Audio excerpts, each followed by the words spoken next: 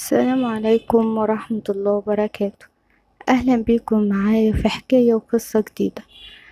أنا اسمي سماح وعايشة في منطقة في المنوفية. طول عمري وأنا حاسة بنفسي إن أنا حلوة قوي، وكل الناس فعلا كانت بتقول عليا كده. بس معرفش ليه كان عندي جوايا كده تمرد يعني.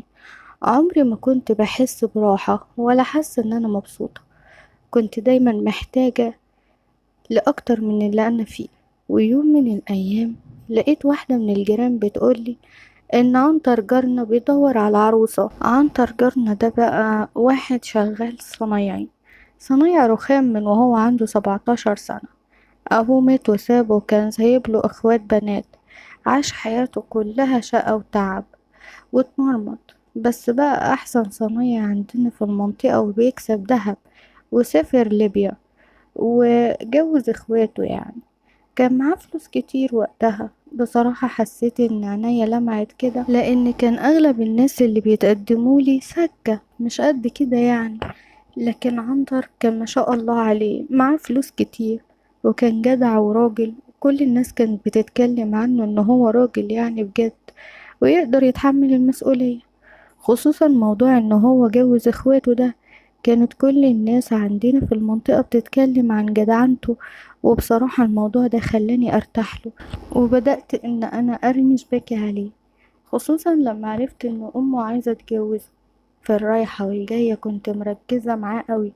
والصراحة شكله كان غلبان، يعني شكله كده ما كانش بتاع علاقات. لان اول ما حاولت بس معاه كده لقيته فعلا وقع.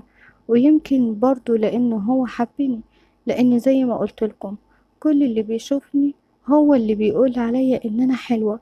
وفعلا اتقدم لي، وانا طبعا وافقت، واهلي وافقوا. ما هو كان عريس بالنسبة لهم لقطة الصراحة يعني. لما جه هو وأمه يتقدمولي، وقتها كنت مبسوطة خالص وفرحانة. بصراحة مركزتش معاه قوي انه كان حلو ولا لا. اللي كان فارق معايا هو موضوع الفلوس، وان هو هيعيشني مرتاحة ويجيب لي كل اللي انا عايزاه. وهو فعلا عمل كده. اتجوزنا وكان معيشني عيشة محدش في المنطقة كلها ولا في قرايبي كلهم يحلموا بيها. كان على طول بيسافر السعودية وليبيا. كان بيشتغل وكان شاطر قوي، وكان حارك يعني. ما كانش بيحب يقعد في البيت كتير وكده. لكن للأسف عنتر كان فيه عيب خطير جدا بالنسبة لي، وخدت بالي منه بعد الجواز. أنا ست ذكية وعملية وما بحبش النحنحة، وما بحبش الكلام الكتير. وكمان بحب الإنسان اللي معايا يفهمني بسهولة. وعنتر ما كانش بيفهمني لأنه كان غبي جدا. يعني هو كان راجل بتاع شغل بس. تعالى بقى في أي حاجة تانية، لا ما بيفهمش. لو اتكلمت معاه في أي موضوع ما كانش يستوعب كلامي بسرعة. كان فهمه بطيء قوي. ربنا ما بيديش بقى الإنسان كل حاجة. يعني سبحان الله كان شاطر شطارة في شغله، لكن أجي أتكلم معاه في حاجة ما يفهمنيش. طبعا هو ما كانش أغنى واحد في المنطقة، بس هو كان حنين بغباء. كان سخي جدا، يعني أي حاجة تخطر على بالي أبقى عايزاها ما كانش يتردد ولا يسألني في الحاجة مرتين. وكان متدين، أي نعم هو خلاني أحج أكتر من مرة، بس مش بمزاجي. هو اللي عرض عليا الحج بصراحة، وانا رحت علشان رايحة بيني وبينكم والحق يتقال ان انا ما كنتش بفكر في موضوع الحج والكلام ده. بعد فترة ابتديت احس ان انا مخنوقة منه وزهقانة. ما هو برضو الفلوس مش كل حاجة، والموضوع ان هو ما بيفهمنيش ده كان مضايقني جدا جدا. خصوصا ان انا لماحة وذكية، وعايزة اللي اتكلم معاه ياخد ويدي معايا في الكلام ويفهم كلامي، مش كل حاجة اقعد اشرحها له. المهم بعد كده كان موضوع ان هو كان بيشتغل وبيشقى وبيتعب، بقى بيجيله شغل كتير وهو ما بيتأخرش وما بيقولش لا. ما بقاش بيعمل معايا العلاقة كتير، رغم ان في البداية جوازنا كان يعني الموضوع بالنسبة لنا حاجة كده مهمة. وهو بصراحة كان بيعمل لي كل اللي انا نفسي فيه، وكان كويس معايا جدا في العلاقة. وانا كمان منكرش يعني، ومش هكدب عليكم ان من النوع اللي بحب الحاجة دي. حاجة مش عيب ولا حرام. امال احنا متجوزين ليه؟ لقيته بقى ان هو بيتغير معايا في الموضوع ده. بس الكلام ده كان عدى على جوازنا كتير قوي، بس انا ما اتغيرتش وفضلت زي ما انا. هو اللي اتغير معايا وما بقاش قد كده. يمكن بقى من الشغل الكتير اللي كان بيجيله، يمكن كان بيتعب علشان هو عامل برضه وبيشيل وبيحط. بس انا بصراحة ما كانش فارق معايا كل ده. انا ما كنتش عايزاه يعمل كل الشغل اللي بيجيله، كنت عايزاه يبقى معايا زي ما هو اللي محافظش على ده. في ناس كتير كانت تقولي اقعدي مش عارفة اعملي ايه علشان خاطر ما تفكريش في الموضوع ده، بس انا ما كنتش بعرف اعمل ده. ولان زي ما فهمتكم دايما عندي احساس ان انا مش سعيدة ومش مبسوطة، وناقصني اي حاجة بدور عليها كده زي ما بيقولوا بالملقاط. لو اي حاجة ناقصاني ببقى عايزاها، مش عايزة ابقى محرومة من حاجة ابدا. بدأت اعمل علاقات مع اي حد يجي في طريقي. الصراحة يعني ما كنتش بقول لا على حاجة يجي معايا في مكالمتين، كان الموضوع ممكن ينتهي بعلاقة كاملة معاه. ما كانش عندي مشكلة في الموضوع ده.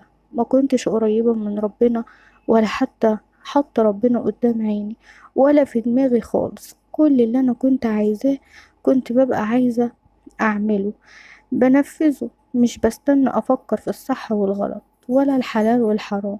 وطبعا انا كنت عكس عنتر جوزي في الموضوع ده تماما، لان عنتر بيخاف ربنا وقريب من ربنا قوي.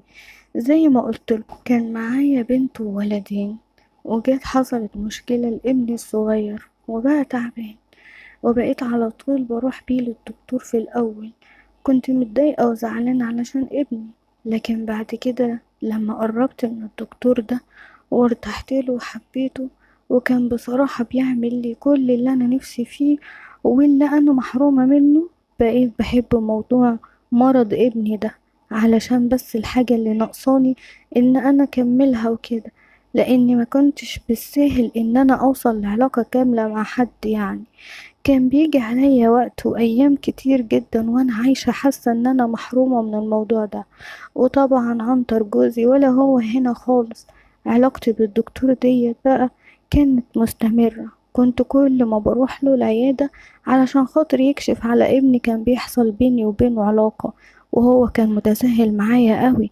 وبرضه عنتر ما كانش بيجي معايا، كنت أنا اللي شايلة كل شيء، وكنت أنا اللي بروح لابني على طول.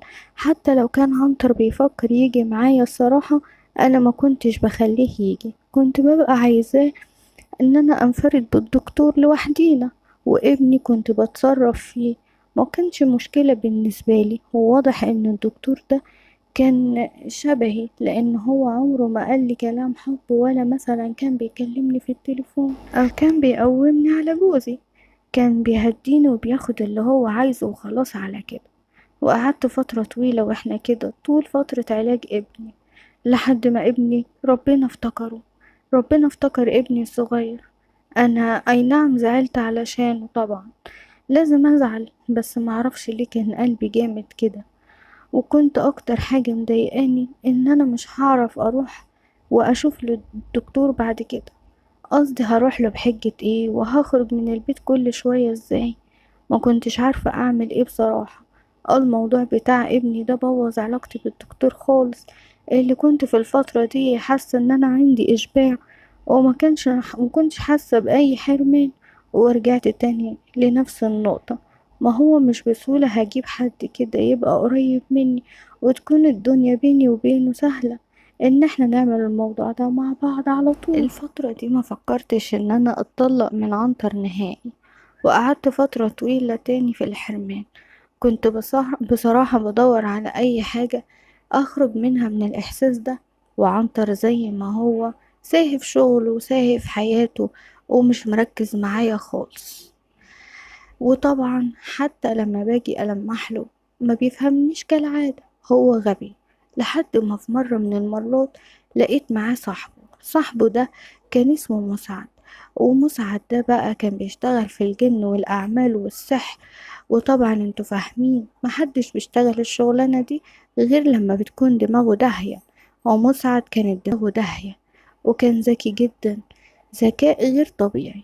كان زيي بالظبط، والست الذكية ما بتحبش غير الراجل الذكي اللي زيها. ومسعد بقى كان ذكي جدا، بس بصراحة ما كنتش عارفة اختبره ازاي.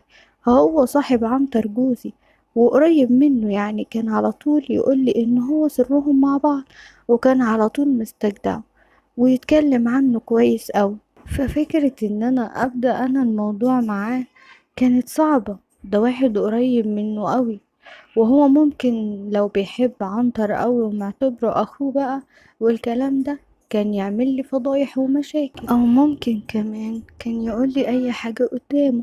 فما كنتش عايزة ارمي نفسي عليه، كنت بختبره كده من بعيد لبعيد علشان اشوف ردة فعله الاول، وبعد كده اشوف هعمل ايه معاه.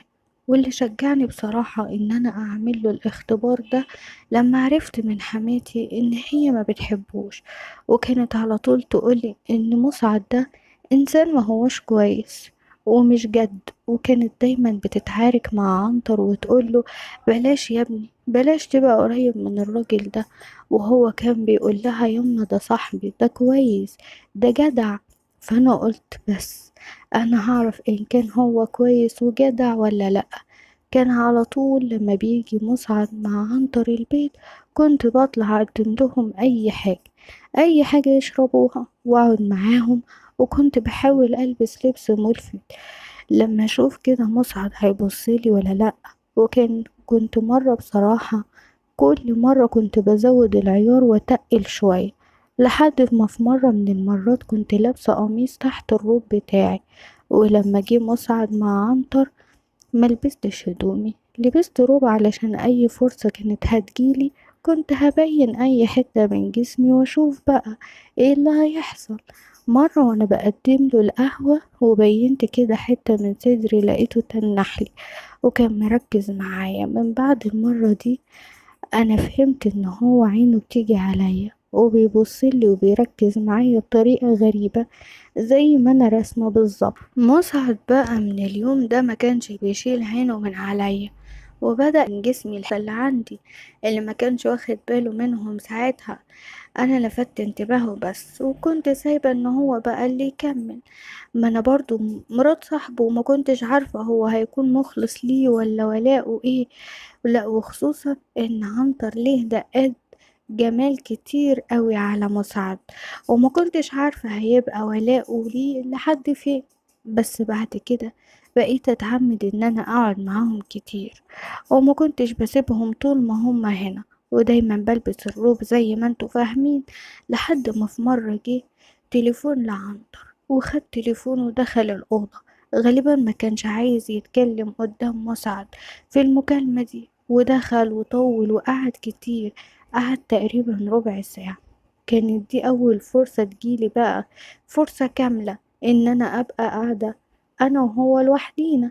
أي نعم عنتر معانا بس هو في الأوضة وأنا مش عايزة أكتر من كده. قعدت أتكلم مع مسعد اليوم ده كتير أوي، وخدت بالي أكتر وأكتر من ذكائه الجامد. وكانت دي أكتر حاجة عجباني فيه، إن أنا كنت عايزة أوقعه، مش علشان خاطر العلاقة والحرمان اللي أنا فيه، لا ده كان عاجبني، كان عاجبني أوي دماغه.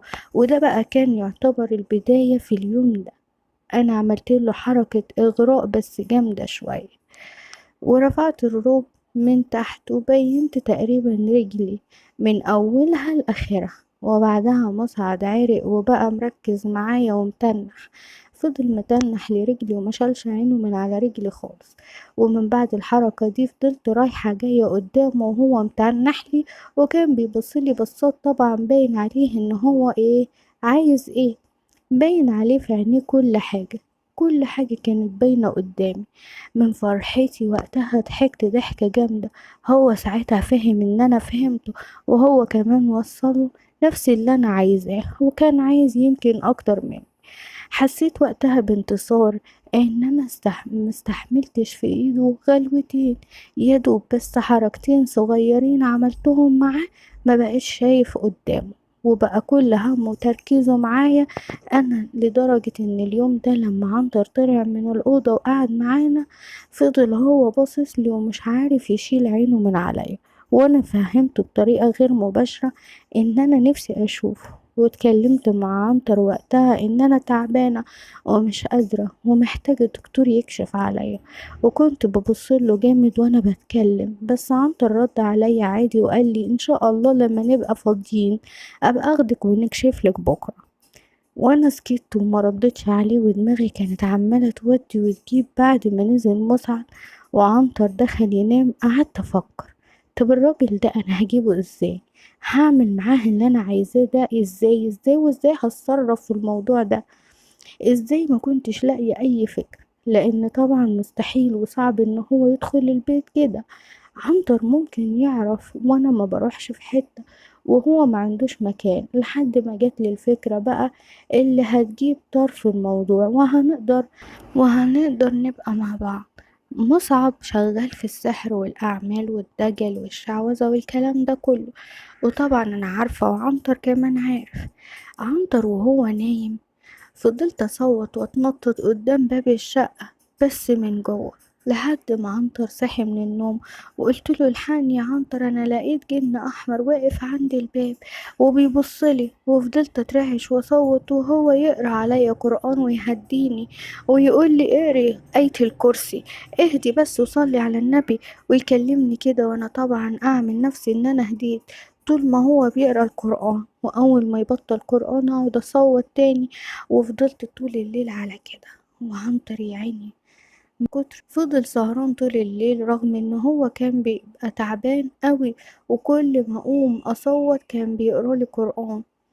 طبعا انا عملت كل ده وانا عارفة ومتأكدة ان عنتر الصبح هيروح ويتصل على مصعب ويقول له على الموضوع ده، وساعتها اكيد مصعب هيفهم ايه المطلوب.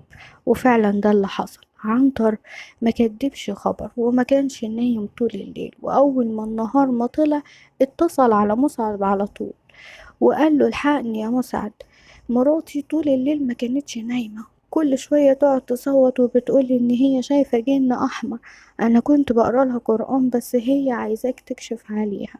وطبعا مسعد فهم ان انا كده جيت تحت رجليه، يعني وصلت له الموضوع، وهو كمان فرح وانبسط قوي. وهو قال لي بعد كده ان هو فهم اول ما عنتر قال له الكلام ده، وكان فرحان قوي ان انا لقيت فكرة جهنمية زي دي، احنا الاتنين دماغ واحدة.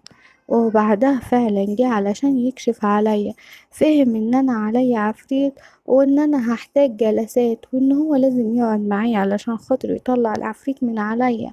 ومن هنا بدأ مسعد يجي البيت بقى رسمي علشان يقعد معايا ويتكلم معايا ويسألني الأسئلة ويطلع العفريت. وطبعا كان ساعات عنتر بيكون موجود، بس أنا بقيت أزود الشغل شوية واتصل على عنتر وهو في شغله وعارفة إن هو ما يقدرش يجي، وأقعد أصوت وأصرخ، وهو بنفسه اللي كان بيتصل بمسعد علشان يجيلي البيت. ودي كانت أول مرة مسعد يدخل بيتنا وعنتر مش موجود. واليوم ده أول ما دخل بس ما تكلمش معايا ولا كلمة، ولقيته بدأ معايا في العلاقة على طول. وطبعا دي كانت حاجة أنا كنت مستنياها. ولما خلصنا نمت على السرير، لأن لقيت عنتر كان جاي بيجري علشان يشوفني عاملة ايه ويطمن عليا. عملت نفسي ان انا نايمة، ومسعد وقتها قال له ان انا طلعت العفريت بس ممكن يرجع تاني، انا ان هو من النوع الفرار. طبعا انا ما كنتش فاهمه هو بيقول له ايه فرار جرار، انا كان بالنسبه لي اللي عايزاه وصلت له وبس، ما كنتش في دماغي اي حاجه تانية. وفضلنا على الوضع ده كتير، وعنتر ما كانش بيشك في مسعد خالص، وكان كل اللي في دماغه فعلا ان مسعد يجي علشان يعالجني. بس الصراحة هو طبعا ما كانش بيعالج نهائي، كان بيحصل بينا حاجات جميلة بالنسبة لي وقتها. أنا كنت شايفة كده، وكنت شايفة إن ده انتصار عظيم، إن أنا بحصل على اللي أنا عايزاه وبعرف أعمل كل حاجة بخبثي وبمكري وبدهائي زي ما بيقولوا، لحد ما وصل بينا الموضوع إن إحنا بقينا بنحط منوم لعنتر علشان ينام ونقعد براحتنا. بس أنا ابتديت أتخنق من الموضوع ده.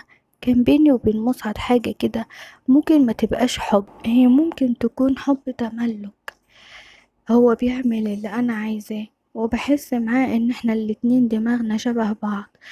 فبقيت بحس ان انا كده ما بحبش عنتر خالص، وما بقيتش طايقاه بمعنى اصح. كنت ببقى عايزة انفرد بمسعد طول الوقت، وبقى عندي طمع وشراهة في ان انا اقعد معاه واعيش معاه براحتي. فابتديت افكر بشكل جدي ان انا اتخلص من عنتر خالص قبلنا، وجايب فلوس واراضي وكل حاجة كنت عايزاها، كل ده اخده منه. ما كنتش عايزة اسيب حاجة، علشان كده ما فكرتش ابدا في موضوع ان انا اتطلق منه ده. كان تفكيري ان انا اتخلص منه وقتها. واتفقت انا ومسعد ان هو هيجيب لي اي مبيد حشري، وافضل احط له كده في الاكل والشرب، او في الاكل لحد ما هو يموت بالبطيء. وفعلا قعدنا 15 يوم بالظبط بحط له المبيد في العصير وفي الاكل وفي اي حاجة، بس ما كانتش جايبة معاه نتيجة. وحاسة ان هو ما عندوش اي حاجة، كان بس بيجيله شوية مغص. وكل ما بيجيله بيقول انا حاسس بألم في معدتي وعايز اروح اكشف عنده اي دكتور. كنت بقعد اقوله انت اشرب بس حبة نعناع اي حاجة علشان خاطر ما يروحش ويكشف. حتى واحد من صحابه مرة كان بيكلمه في التليفون وكان عايز يروح يكشف له، بس انا رحت شد التليفون منه وقتها، وكنت خايفة حد يعرف اللي بيحصل ونروح في داهية. انا كنت مرتبة ان الموضوع يجي بالتدريج، وان احنا نخلص منه، وعمري ما فكرت ان احنا ممكن نتمسك او ممكن حد يحس باللي حصل ده نهائي. بقالنا فترة على كده زي ما قلتلكم 15 يوم، لحد ما اتخنقت من كتر ما انا بحطله المبيد الحشري ومش راضي يجراله حاجة. فقلت لمسعد الكلام ده، وقلت له خلاص انا هجيب له حبة غلة واحطها له عندي في البيت. وطلبت منه ان هو يروح علشان يعمل له حاجة. فعلا وقتها عنتر راح واتعزم يومها على سمك، وقال له انا جايب لك اكلة كلها فوسفور، وحط له حبوب الغلة فيها وأكلها. اليوم ده فعلا تاني يوم بالظبط بعد عنتر ما يتعب بدأ يتعب قوي، ويبقى ما هواش قادر وبطنه بتتقطع. وكل ما يقول لي تعالي نروح نكشف، اعمل نفسي ان ما فيش اي حاجة واتلكك كده ومعرفش اعمل ايه. ما انا مش عايزة حد يعرف ان حد حط له حاجة. لقيته بيكلم واحد صاحبه في بعد ما كل سمك، ومن يومها وهو تعبان. وقتها ارتبكت واتضايقت، وشديت منه التليفون تاني وقفلت السكة على طول. لقيت صاحبه بيتصل بيا وبيقول لي انا جاي علشان اكشف له. قلت له لا ده نام، وانا ما صدقت بصراحة ان هو ينام. واليوم ده كان عنتر تعبان قوي، لكن تاني يوم بقى كان تقريبا عامل زي المشلول، وما كانش بيتحرك في اليوم ده خالص. اهله اتصلوا بيا وجم فعلا وخدوه علشان يودوه يكشفوله، هما وصاحبه. ده كانوا عايزين يلحقوه، بس عبال ما راح المستشفى كان مات. فالدكتور في المستشفى طلع تقرير ان هو واكل حاجة سم، بس ما كانش مفكرين ان يعني تسمم من اكل بره او كده، لان هو قال ان هو اكل بره. بس الدكتور ده بالصدفة انا كنت عارفاه اصلا، وكان بيني وبينه ود قبل كده، وقدر ان هو يخليني اخد تقرير واتخلصت منه. صاحبه قلب الدنيا على التقرير ده، بس انا فهمته ان مفيش تقرير ولا حاجة، ومات واندفن. اهله كانوا خايفين عليه ان هو يتشرح ويتبهدل، وقالوا خلاص الله يرحمه ويسامحه، واحنا ندفنه على كده ومعلمهلوش شوشرة. الحقيقة بس الباقي كله باظ بغبائي. كنت دايما بقول على نفسي ذكية، بس فعلا الفترة دي كنت غبية. بس أكيد التوتر كان ليه عامل كبير جدا على ده. أنا يا جماعة فعلا قلبي ميت، ما كنت زعلانة وكان باين عليا إن أنا مش زعلانة، وكنت واقفة متماسكة جدا جدا طول العزاء. وكان كل همي إن